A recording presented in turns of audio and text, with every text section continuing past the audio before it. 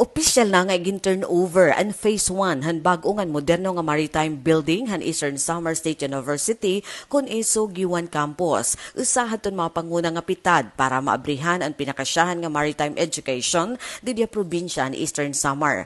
Pinangunahan ni Eastern Samar Lone District Representative Christopher Sheen Gonzales, nga House Minority Leader ug 4-piece Party List Representative Marcelino Nonoy Libanan ang makasaysayan nga inaugurasyon nga turnover han nasabi nga pasilidad.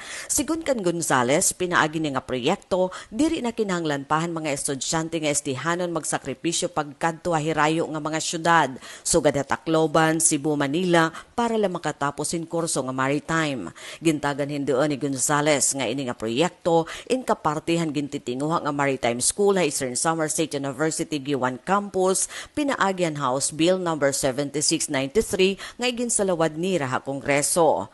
Pinaagi ni nga estruktura nga napakipagsumpayan ha Department of Public Works and Highways ngan pamunuan han Eastern Samar State University.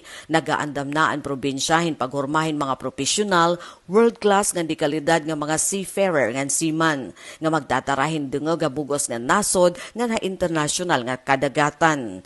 Iginpahayag gihapon han mga lideres ngan sugad nga investment ha edukasyon indiri la nakatutok kapag eskwela, kundi direkta nga makakabulig kapag alsahan estado ang kinabuhi ang tagsa nga pamilya nga istihanon, pinaagi handag ko nga oportunidad hapang kalibutan nga industriya han pagbiyahe.